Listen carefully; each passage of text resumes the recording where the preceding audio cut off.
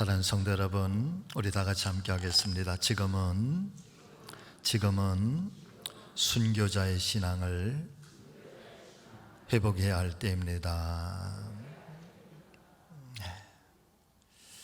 두 주일 전에 제가 미리 예고를 드리면서 오늘 말씀이 조금 마음에 부담이 되실 거라고 했는데 여러분 부담 되시기를 바랍니다. 마음이 무거울 거라고 했는데 무거워지시기를 바랍니다. 그러나 우리 안에 이와 같은 신앙이 있어서 담대해지시기를 바라고, 이와 같은 신앙이 있어서 주님 만나게 될 때에 여러분 자랑스러워지시게 되기를 예수님의 이름으로 축복합니다. 아주 오랜 옛날부터 우리 기독교회와 성도들의 신앙 안에는 내가 죽으면 죽으리라고 하는 이와 같은 순교자적 신앙을 최고의 신앙적인 덕목으로 여겼고, 그 신앙의 본래적인 의미와 뜻이 훼손당하지 아니하도록 어느 시대를 막론하고 본받아 지키고자 힘써 왔습니다. 왜냐하면 우리가 믿는 이 기독교회의 탄생의 그 근본적인 배경이 하나님의 독생 성자이신 예수 그리스도께서 하늘의 보좌를 버리시고 이 세상 속으로 들어오셔서 찾아오셔서 십자가의 죽음이라고 하는 이 순교적 사랑과 희생이 밑바탕이 되어서 기독교회의 신앙, 기독교회가 출발하고 있기 때문에 그렇습니다. 이런 신앙적인 배경을 간직한 교회와 성도들은 그래서 아무리 힘들고 또 어려운 그런 상황들이 나에게 닥쳐온다고 할지라도, 심지어는 아무리 고통스러운 핍박과 환난과 고난이 나에게 몰려온다고 할지라도 하나님의 나라와 예수 그리스도를 향한 그 마음과 믿음이 변절치 아니하였고, 급기야는 자신의 이 목숨과 생명까지도 내어드려야 하는 그런 죽음의 순간까지도 믿음의 선조들께서는 주저함이 없이 그 순교자의 길을 선택하고 결단하며, 또 오히려 그런 순교자의 신앙을 영광스럽게 여기면서 찬송을 부르며 그 길로 나아갔던 것입니다. 물론 모든 그리스도인들이 다 순교자의 신앙을 간직한 것은 아니었지만, 그럼에도 불구하고 기독교가 내포하고 있는 이 순교자의 신앙만큼은 그 어떤 사람도 예외 없이 자랑스럽게 여기고 있었던 것입니다. 자, 그런데 현재의 교회와 성도들은 그러면 이와 같은 순교의 신앙, 순교자의 신앙에 대해서 과연 어떤 마음으로, 그리고 어떤 믿음으로 바라보고 있는 것일까? 어쩌면 모든 것이 현실주의적인 신앙으로 바뀌어가고 있는 이때에 어쩌면 교회와 성도들에게 가장 외면을 당하고 있는 것, 또 어쩌면 가장 탈색되고 있는 신앙이 있다고 한다면 아마도 그것은 순교자의 신앙이고 바로 십자가의 신앙이 아닐까 생각되어지는 것입니다. 물론 지금의 시대가 어떤 시대인데 목사님, 그런 신앙의 고전적이면서도 또 클래식한 오래된 그런 순교자의 신앙을 오늘날 시대에 말씀하고 계십니까? 라고 혹여나 반문하실 그런 분들도 계실지 모르겠습니다만, 그럼에도 불구하고 제 마음속에 새겨지는 이 성령 하나님의 소리는, 여러분 이 순교자의 신앙과 순교자의 신앙의 절개는 오히려 지금의 시대를 살아가고 현재의 시대를 살아가고 있는 오늘날의 교회와 오늘날의 성도들에게 더욱더 절실하게 요청되고 있고, 또 오히려 더욱더 분명하게 지키면서 우리가 찾아가야 할, 회복해야 할 신앙의 가장 정점, 신앙의 가장 정결한 최고의 봉우리가 아닐까 사료되는 것입니다. 그런 의미에서 오늘은 아무리 시대가 변하고 신앙생활이 달라졌다고 할지라도 변함없으신 하나님의 말씀인 성경이 끊임없이 그리고 일관되게 증거해 주시고 있고, 또 분명하게 선포하시고 있는 이 순교자적 신앙과 순교자의 정신에 대해서 다른 교회 또 다른 성도님들은 어떨는지 모르겠습니다만은 우리 교회만큼은, 또 우리 사랑하는 성지교회 성도님들만큼은 이 신앙이 귀하게 여겨지시기를 바라고, 우리의 마음속에 늘 새겨지셔서 우리가 회복하고 우리가 찾아가야 할 그리스도인의 신앙의 여정인 것을 오늘 말씀 속에서 함께 은혜 받으면서 우리의 마음판에 잘 새겨보는 귀한 아침이 되시기를 예수님의 이름으로 간절히 축원을 드립니다. 자, 첫 번째, 순교자의 신앙은 일편단심의 신앙입니다. 사랑하는 여러분, 일편단심이라고 하는 말은 문자 그대로 한 조각 붉은 마음이다, 이런 의미를 가지고 있습니다. 어떤 상황에 처한다고 할지라도 그 마음이 변하거나 변질되지 아니하는 아주 굳은 절개를 지켜가는 사람들을 가리켜서 일편단심의 사람이라 그렇게 부르고 있는 것이죠. 말씀을 묵상하고 말씀을 준비하면서 아마 우리나라 역사 속에 이 일편단심의 마음을 간직한 대표적인 사람이 누구일까? 제 마음속에 떠올랐던 사람은 고려시대의 최후의 충신이라고 일컬어지는 포은 정몽주의 그 단심가의 이야기가 떠오르게 됩니다. 이방원이라고 하는 사람, 훗날 태종이 되지만은 정몽주를 찾아와서 하여가를 들려주게 될 때 그 하여가에 대한 포은 정몽주가 단심가로 응답을 하게 되죠. 자, 그 이야기를 한번 잠깐 보실까요? 먼저 하여가입니다. 정몽주를 향해서 이렇게 이야기를 합니다. 이런들 어떠하며 저런들 어떠하리, 만수산 드렁칠기 얽혀진들 어떠하리, 우리도 이같이 얽혀져 100년까지 누리리라. 고려만 고집하지 말고 이제 새로운 조선을 개국하면서 이렇게 저렇게 우리가 함께 얽혀서 100년의 영광과 영화를 누리자. 그러니까 포은 정몽주가 그 이방원에 대하여서 단심가로 답을 하는데, 여러분 잘 아시는 그런 내용이죠. 단심가 여러분 보여주세요. 이 몸이 죽고 죽어서 100번 고쳐 죽어 백골에 진토되어 넋이라도 있고 없고 임을 향한 일편단심이야 가실 줄이 있으랴. 자, 그런데 제가 깜짝 놀라고 이 단심가 속에서 은혜를 받게 되는 것은 여기에 임을 향한 일편단심이라고 하는 한자어를 보니까 여러분 주향, 주님을 향하여, 군주를 향하여를 주인 주자, 우리가 예수 그리스도를 말할 때 쓰는 주자를 쓰고 있어요. 물론 정몽주가 이야기하고 있는 주님과 또 우리가 고백하고 있는 주님은 서로 다른 주님이긴 하지만은, 그러나 그 주님을 향한 일편단심이야 가실 줄이 있겠는가, 사라질 수가 있겠는가. 사실은 가슴이 뭉클한 대목이 아닐 수가 없는 것입니다.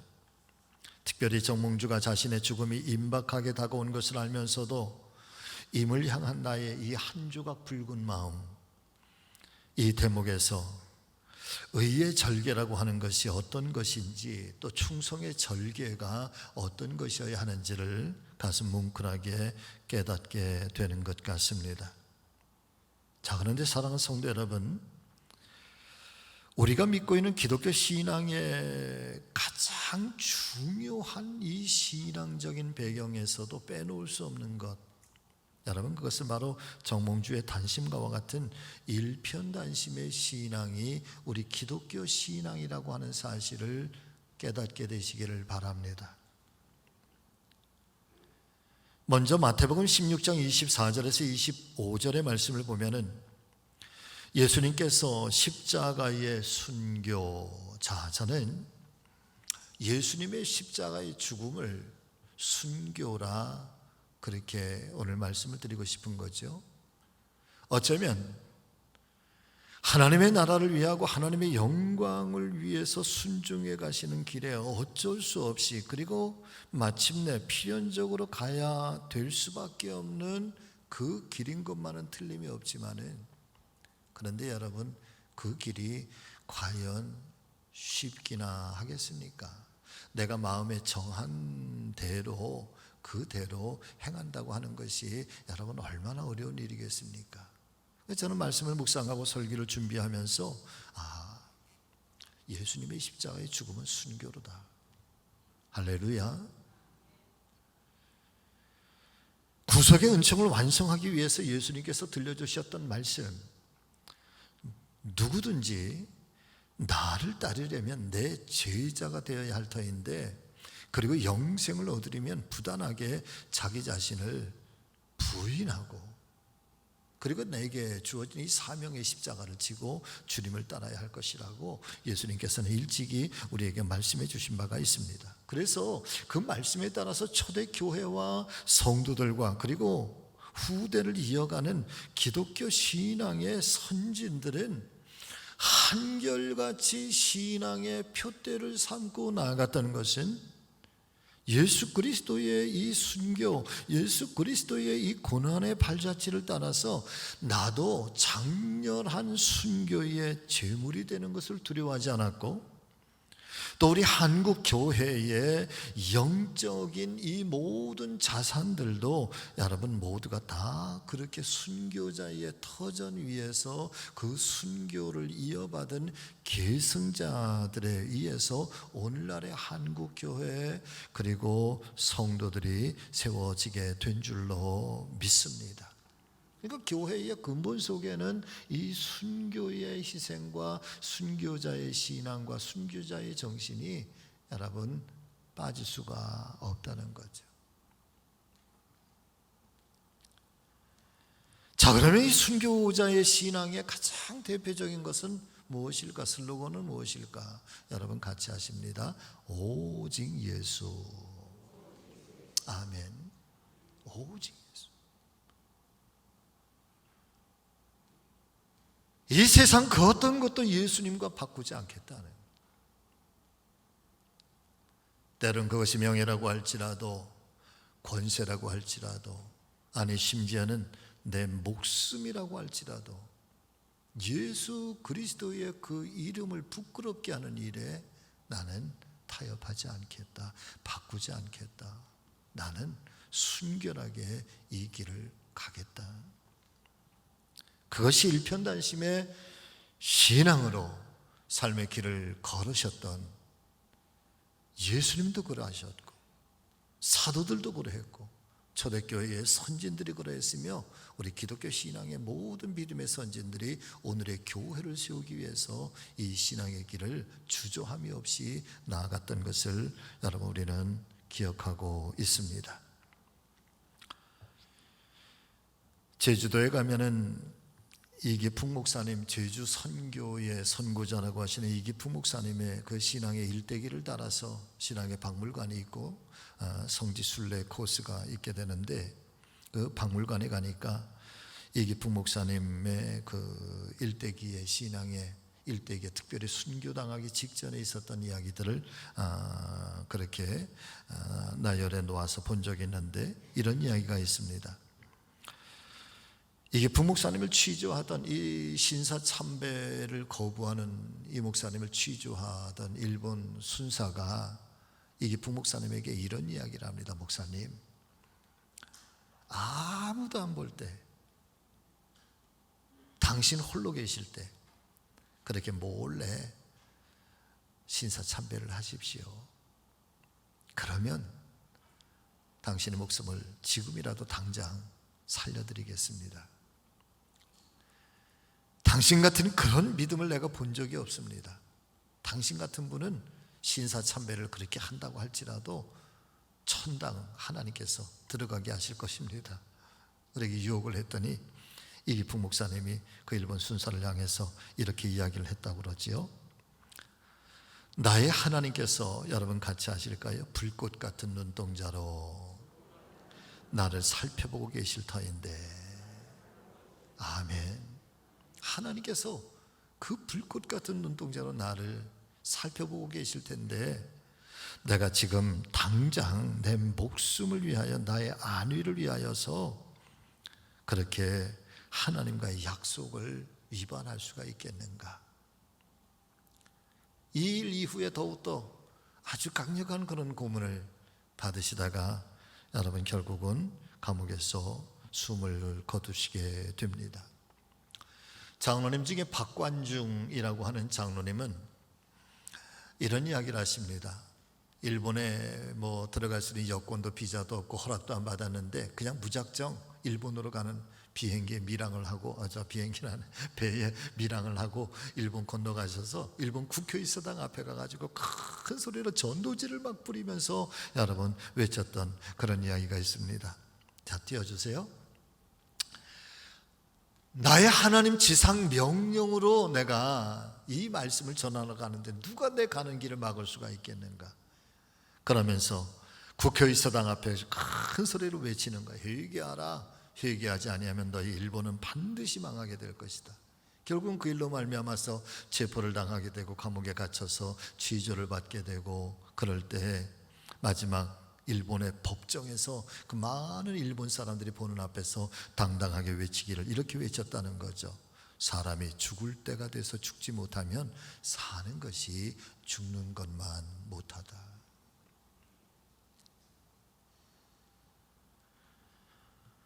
여러분, 죽는 것이, 이 죽음이라고 하는 것이 왜 두렵지 않을까요? 이 죽음이라고 하는 공포가 왜 없겠습니까? 그런데 그런 공포마저도, 이 죽음마저도 넘어설 수 있고 하찮게 여길 수 있는 것, 그것은 그리스도를 향한 사명, 그리스도를 향한 이 믿음, 이 사랑이 죽음의 공포도 이겨내게 하고 그것을 넘어서게 해서 당당하게 그 죽음을 향해서 마주대하고 나갈 수 있는 것.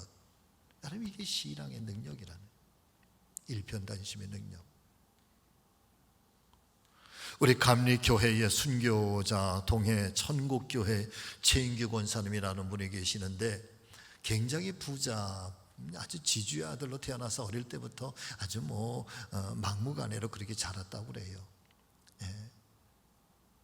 그러던 분이 1921년에 선교사님에게 우연하게 예수 그리스도의 복음을 듣게 되고 영접하게 되면서, 그 이후로부터 예수님을 영접하고 난 이후로부터 그의 삶이 완전하게 달라지기 시작하는데, 그 자기의 재산들을 가난한 종들에게 나눠주고 종의 문서들을 다 파기하고, 그러면서 하나님의 사람으로 거듭나게 되는데, 하늘이 두 쪽이 나도 내가 반드시 지켜야 할 두 가지가 있다. 첫 번째는 주의를 성수하는 것은 하늘이 두 쪽 나도 여러분 지켜야 된다는 것. 그리고 가정 예배를 드리는 것만큼은 내가 결코 포기하지 않겠다. 그러면서 신사참배 그리고 창시개명 이 운동을 반대하며 저항운동을 벌이다가 체포돼서 이제 감옥에 갇히게 되고, 함흥에서 재판을 받고 대전 형무소에 가서 여러분 거기서 운명을 하시게 되는데, 그때에 이 최인규 권사님이 하셨던 말씀은 이런 말씀이셨어요. 내가 살아서 두 발로 이 감옥을 나온다라고 하는 것은, 내가 감옥에서 일본 놈들의 고문에 굴복해서 하나님을 부인하고 신사참배를 하였기 때문일 터이니, 여러분 같이 해보실까요? 나는 절대 살아서는 나오지 않겠다. 죽겠다는 거예요. 신앙을 위하여 나는 기꺼이 이 죽음을 선택하겠다.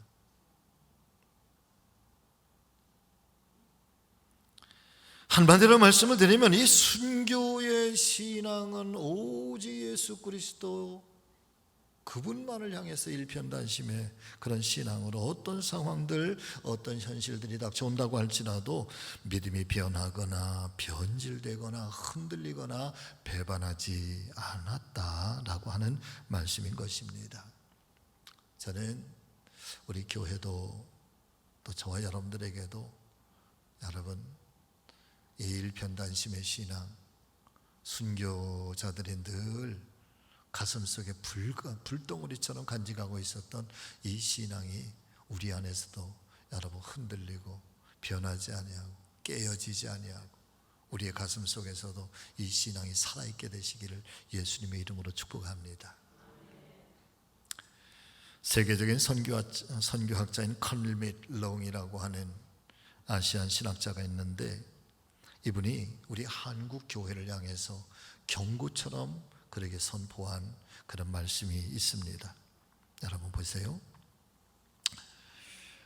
오늘 우리는 옛날 선조들보다도 교육도 많이 받았고 좋은 건물과 멋진 교회를 가지고 그런데 사람을 감동시키거나 구원하지 못하고 있다. 우리는 사람을 낚는 어부가 아니라 수족관을 지키는 관리인이 되었고 우리의 행위는 전도가 아니라 남의 수족관에서 고기를 훔치는 데 지나지 않는다. 여러분 싸늘하죠? 사실은 무서운 얘기입니다. 자, 제가 먼저 말씀드린 우리 한국 교회와 성도들이 간직해 왔었던 신앙의 근본 뿌리들이 어떤 이 순교자적 신앙을 가지고 그 어려운 시대를 헤쳐나왔는지. 자, 그런데 모든 여건들이 완벽하게 좋아지고 훨씬 더 좋아진 현재의 환경 속에 이 컬 밋롱 이 박사님이 한국 교회를 향해서 들려주고 있는 이 말씀, 우린 더 이상 사람을 낚는 어부가 아니라 수족관을 지키는 관리인처럼, 그런데 그것도 내 수족관만 지키는 게 아니라 남의 수족관에 있는 고기를 자꾸만 훔쳐온다는 거예요. 한국 교회의 신앙의 그 거대한 틀이 어떻게 지금 변해가고 있는가, 어떻게 변질되고 있는가를 여러분 오늘의 말씀의 이 두 이야기를 통해서 우리는 깨닫게 되는 것이죠. 사랑하는 우리 성지가족 여러분, 지금은 우리 모두가 다시 한번 이 순교자의 신앙, 특별히 이 신앙의 절개를 귀하게 여기고 또 회복하고자 노력하면서 이 땅의 교회의 순결함과 성도들의 거룩한 신앙이 이 세상에 빛이 되고 소금이 되어서 다시 한번 우리 주님의 이름이 영광을 받게 하고 이 땅에 하나님의 영광이 드러나게 하고 또 다시 한번 제2의 큰 부흥의 물결이 일어날 수 있도록 그 단초를 오늘 우리가 이 코로나 시대에 함께 가꾸고 함께 만들어가야 여러분 교회의 미래가 있는 줄로 믿습니다.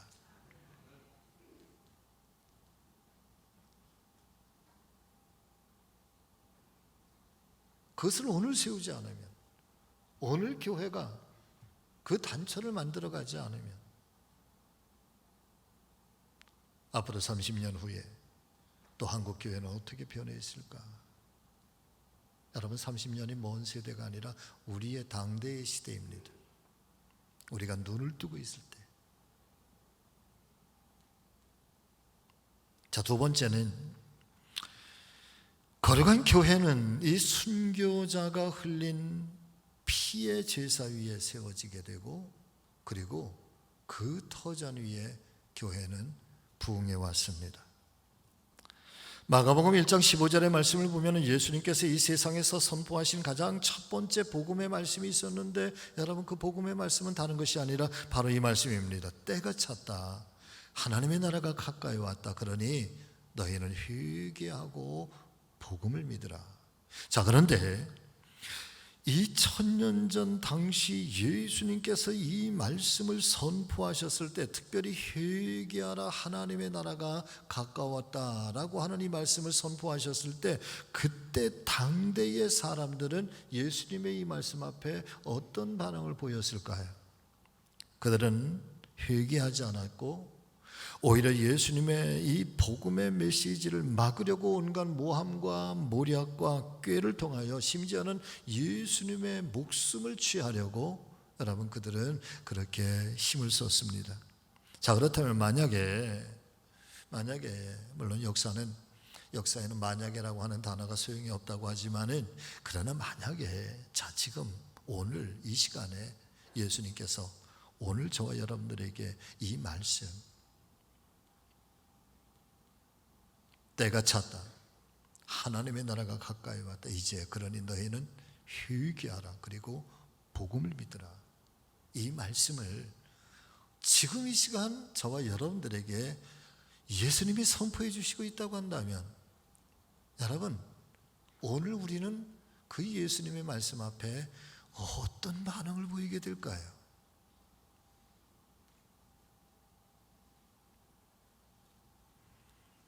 도산 안창호 선생님께서는 이런 말씀을 하셨습니다.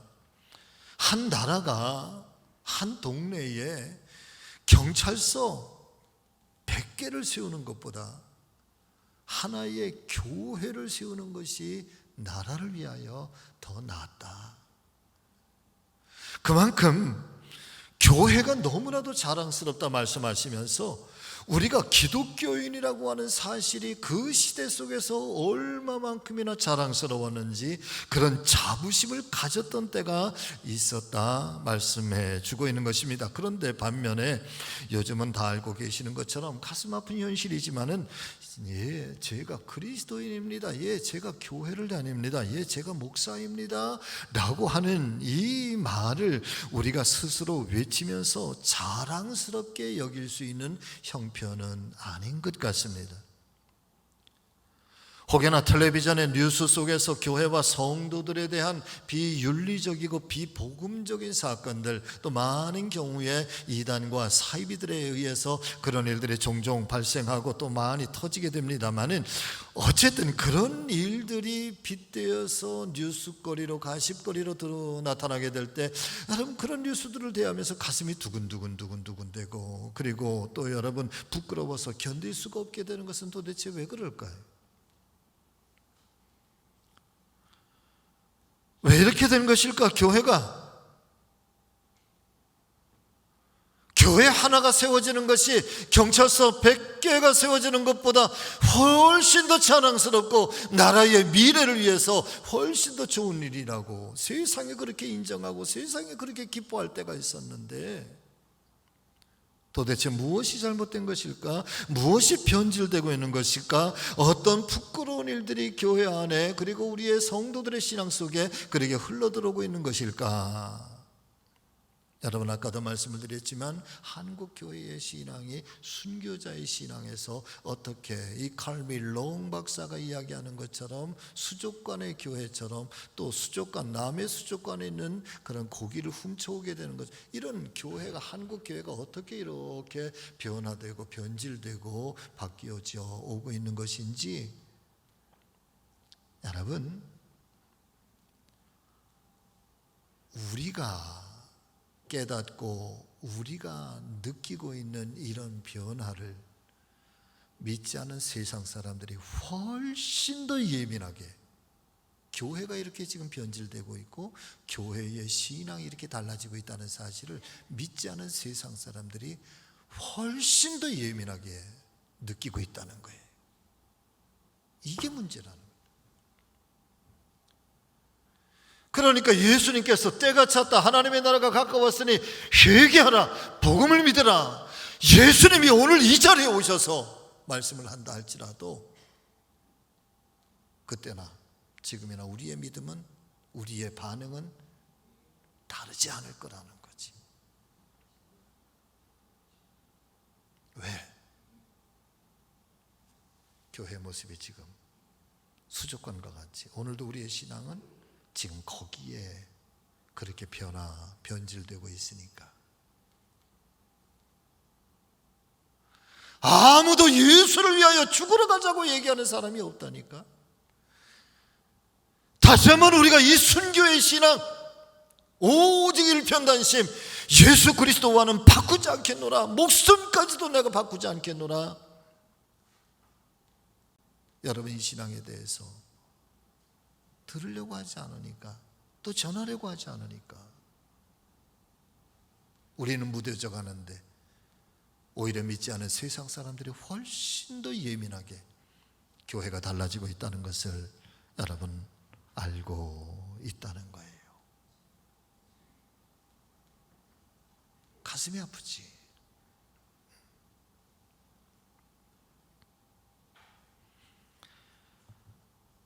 과연 하나님은 오늘 이 거룩한 교회와 성도들이 입술로 고백하는 신앙과 그 삶으로 살아가는 모습이 서로 다르다는 사실에 대해서 하나님은 기뻐하실까? 하나님 그럼 무엇을 기뻐하실까요? 놀랍게도 하나님 말씀인 성경이 일관되게 증언하면서 매 때마다 순간마다 우리에게 선포해 주시고 있는 하나님이 기뻐하시는 그 모습이 있는데, 여러분 같이 하십니다. 피의 제사. 어떤 제사? 피의 제사. 하나님은 피의 제사를 기뻐하신다는 겁니다. 몇 가지만 예를 드릴까요? 창세기 22장 1절부터 18절의 말씀에 증거하고 계시는 믿음의 조상 아브라함과 그 아들 이삭의 모리아산의 번제 사건을 여러분 기억해 보시기를 바랍니다. 하나님께서 아브라함의 믿음을 시험해 보시려고 아브라함에게 요청하십니다. 겨우 100세에 얻어서 이제 겨우 행복해지려고 하는 그 이삭을 보면서 정말 행복해지고 있는 아브라함에게 모리아산에 올라가서 번제로 아들 이삭을 바치라 하나님이 명령하십니다. 자, 그런데 아브라함이 그 하나님의 말씀 앞에 순종하면서 아들 이삭과 함께 모리아산을 향해서 올라가는데, 여러분 그 아들에게 번제로 드릴 수 있는 제단을 쌓기 위한 나무들을 이삭의 등짐으로 지고 올라가게 되죠. 정상에 올라가서 제단을 쌓고 그리고 이삭을 잡아서 여러분 그 위에 올려놓습니다. 그리고 칼을 겨누죠. 다급해지는 하나님이 그런 아브라함의 모습을 보시면서 천사까지 동원하시면서 아브라함아 아브라함아 멈추어라 그러시면서 여러분 어린 양을 하나 준비하여 대신 번제물로 바치게 하고, 그런 아브라함을 향해서 하나님께서 이렇게 말씀하십니다. 여러분 같이 하십니다. 아브라함아 이제서야 내가 나를 사랑하는 줄을 알았노라. 할렐루야. 이제서야 알았다네. 이제서야. 자, 그러시면서 창세기 22장 16절 17절의 말씀인데, 여러분 보시죠. 같이 읽어보겠습니다. 시작. 내가 나를 가리켜 맹세하노니 내가 이같이 행하여 내 아들 내 독자도 아끼지 아니하였은즉 내가 네게 큰 복을 주고 네 씨가 크게 번성하여 하늘의 별과 같고 네 씨가 그 대적의 성문을 차지하리라. 아멘. 아멘.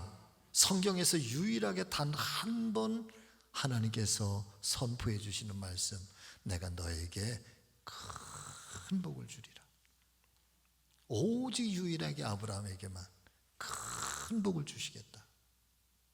그리고 이 사건 속에서도 우리가 경험하게 되는 것, 그 이후로 비로소 이제 아브라함이 가는 길이 형통하고 아브라함이 어떤 일들을 행해도 하나님이 인정해 주시고, 하나님께서 아브라함이 하나님께 기도하면 하나님께서 즉각적으로 응답해 주시는 것은 이 모리아 산에서의 이삭의 번제 사건 이후에, 그리고 믿음의 조상으로 그리고 축복의 조상으로 아브라함이 그렇게 굳건하게 세워지게 되었다는 것, 그것은 이 모리아 산에서의 이삭을 통한 피의 제사가 무관치 않다는 것이죠.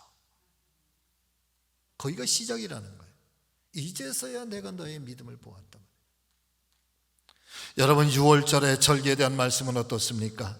이스라엘 백성들이 모세의 인도함을 따라서 애굽을 탈출하게 될 때 마지막 10번째 재앙이 그들에게 임하게 되는데, 사랑하는 성도 여러분들이요, 그 마지막 날 밤에, 탈출하기 마지막 날 밤에 죽음의 사자를 하나님이 보내십니다.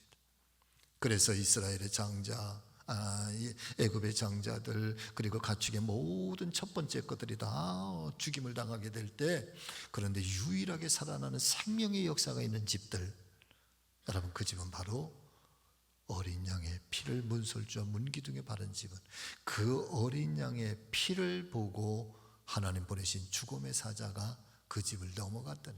6월 담을 넘어갔다네. 그래서 6월절이란 말이에요. 출애굽기 12장 13절과 14절의 말씀 여러분 또 보실까요? 자, 같이 읽습니다. 내가 애굽 땅을 칠 때에 그 피가 너희 사는 집에 있어서 너희를 위하여 표적이 될지라. 내가 피를 볼 때에 너희를 넘어가리라. 할렐루야. 자, 그러면 이 하나님 기뻐하시는 피의 제사, 그리고 순교의 신앙, 예수 그리스도의 십자가의 순교가 여러분 연합해서 이 말씀을 통해서 우리에게 증거되고 있는 성경의 복음은 무엇일까요? 이 어린 양으로 상징되고 피의 순교자로 상징되고 있는 예수 그리스도의 이 십자가의 신앙, 예수 그리스도의 십자가의 순교, 그것이 여러분 구원의 증표고, 이 구원의 증표를 가지고 있는 모든 하나님의 사람들에게 여러분 저주와 멸망과 심판과 죽음은 6월처럼 넘어가고 그 안에는 주신 은혜를 따라 생명의 역사가 일어나게 되는 것을 믿으시기를 바랍니다. 그 터전 위의 교회는 그 엄청난 핍박들, 그 엄청난 피해 제사가 있었음에도 여러분 교회는 망하지 않아. 순교의 피가 있는 교회는 망하지 않아요. 아무리 힘들고 어려워도 그 교회는 더 큰 부흥의 불길이 일어나게 되어 있는 줄로 믿습니다. 왜 그렇습니까? 이것이 하나님의 축복의 약속이기 때문에 그렇습니다.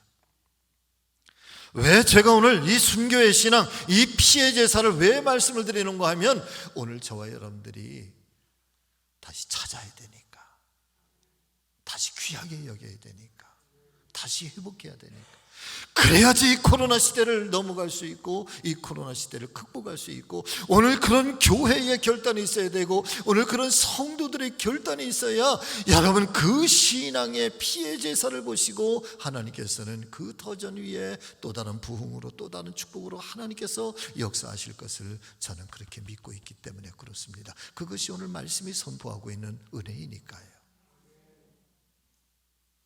오늘 바울은 빌립보서의 말씀을 통하여 그의 유명한 신앙의 고백을 우리에게 던져주고 있습니다. 내가 살든지 죽든지 나를 통하여 그리스도의 이름이 존귀히 여김을 얻게 하기 원한단 말이지.